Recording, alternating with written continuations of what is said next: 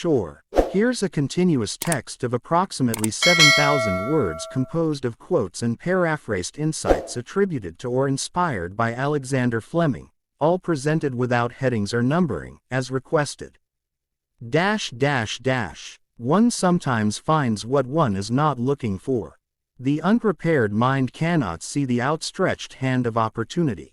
When I woke up just after dawn on September 28, 1928, I certainly didn't plan to revolutionize all medicine by discovering the world's first antibiotic. But I suppose that was exactly what I did. It is the lone worker who makes the first advance in a subject. The details may be worked out by a team, but the prime idea is due to the enterprise, thought, and perception of an individual. Chance favors only the prepared mind. Nature makes penicillin. I just found it. In my view, the discovery of penicillin was a pure accident. But it was one of those fortunate accidents which only happen to people who are seeking something. I didn't invent penicillin. Nature did that. I only discovered it by not throwing out a petri dish that I could have easily discarded.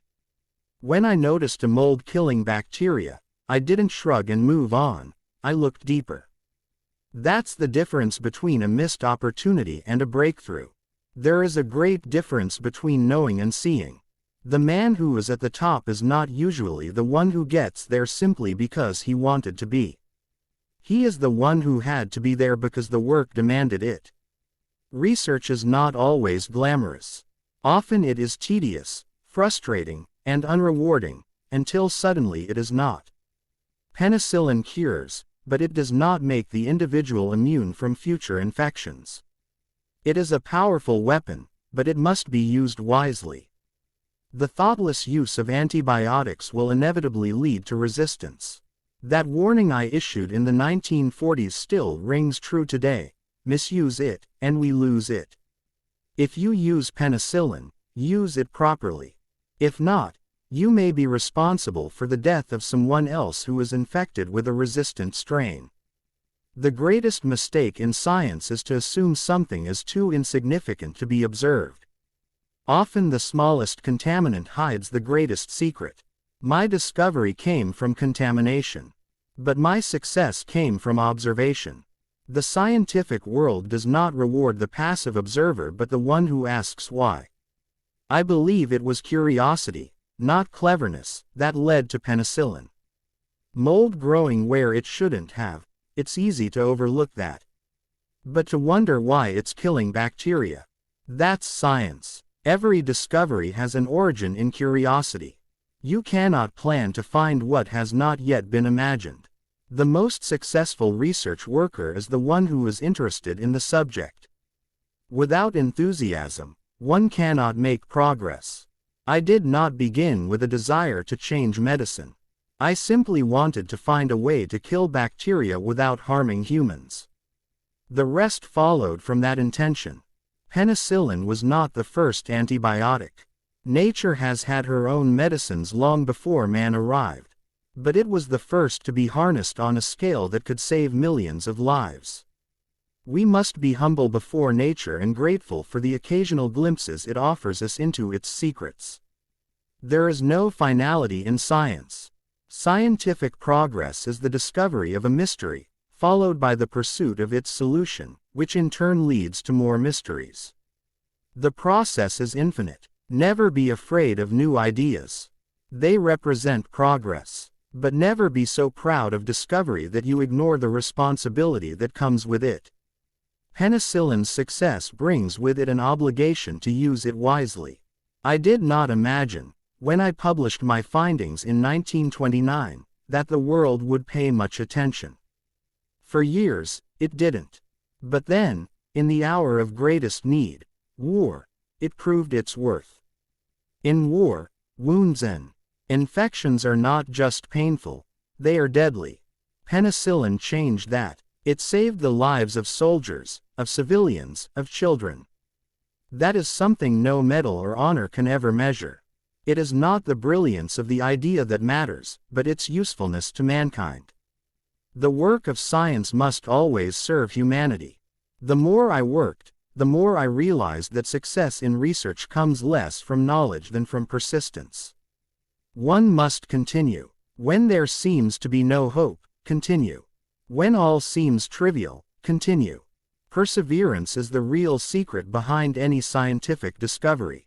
Success in science is like winning a battle. It is not simply about having the best weapons but about knowing how and when to use them. Every laboratory is a battlefield, where minds clash not to defeat each other but to understand the world more deeply. Many of the greatest advances come not from certainty but from doubt. We question what we think we know, and we search for what we cannot yet explain. If I had not doubted the cause of contamination in my dish, I would never have looked closer. I would never have discovered penicillin. Accidents happen to everyone. It's what you do with them that determines whether they become achievements. The mold that changed medicine forever could have been discarded as garbage. We must protect antibiotics as we would any other precious resource. Overuse will destroy their value. Resistance is not a possibility. It is a certainty unless we take care. It is easy to give a pill. It is harder to ask whether the pill is needed. Responsibility lies with the prescriber, the patient, and the policy maker. There is no substitute for caution. In the future, people may look back and ask how we were so careless. We have been given a miracle. Let us not turn it into a curse. I often wonder whether the world realizes how close we are to returning to the pre-antibiotic age. Bacteria are clever. They evolve. And if we continue to use antibiotics irresponsibly, we will have nothing left that works. That is a terrifying prospect, not just for the individual, but for entire societies. A minor wound could once again become fatal. We must not let that happen. It is not just about saving lives today but preserving the ability to save lives tomorrow. Antibiotics are not a right. They are a responsibility. Curiosity, observation, and persistence. These are the tools of science. Not brilliance, not genius, but a willingness to look at what others ignore. To follow the lead that others abandon. The mold in my petri dish had probably been seen by many. But only once did someone ask why it killed the bacteria near it. The prepared mind is not the one who knows the answers, it is the one who recognizes the questions. Never dismiss what appears unimportant. That moldy dish saved millions of lives. It taught us that nature still has secrets to offer, if only we listen.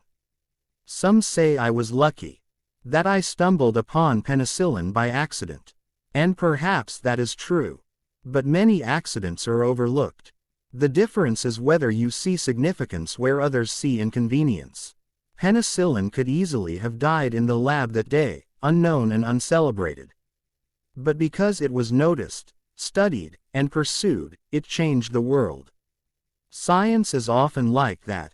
1,000 failures, 100 wrong turns, and one moment of truth that changes everything.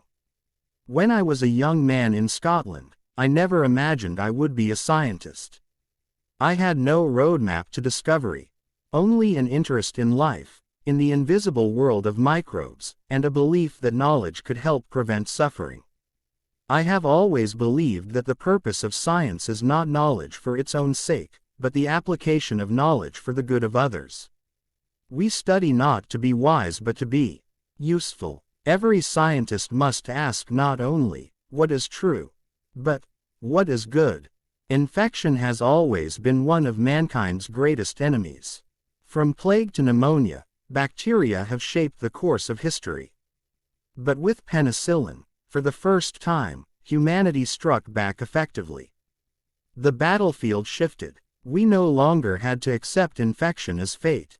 That shift was as much philosophical as it was medical. It gave us power, and with power comes responsibility. We must use antibiotics with restraint, lest they lose their power.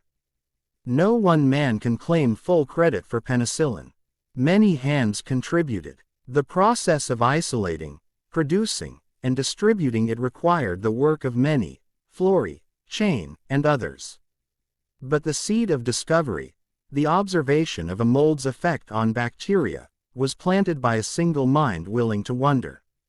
It is often so with science. Many labor in the field, but someone must first plant the seed. Do not be afraid to plant. I was not a great speaker. I was not a showman. My work spoke for me. I believed that if a discovery is important, it will endure. The scientist's job is not to seek fame but to seek truth. If history remembers me for anything, I hope it is not for the accident, but for the decision to look more closely at the accident. Curiosity is the beginning of all discovery. Without it, the world stands still. To young scientists, I say this: do not be discouraged by failure. Failure is the constant companion of research. But within failure lie the clues to success. You may not discover penicillin, but you may discover something that saves one life. And that is no small thing. Science is not about changing the world all at once. It is about making one thing better, then another, until change comes. Let us never forget what penicillin gave us: not just lives saved, but hope restored.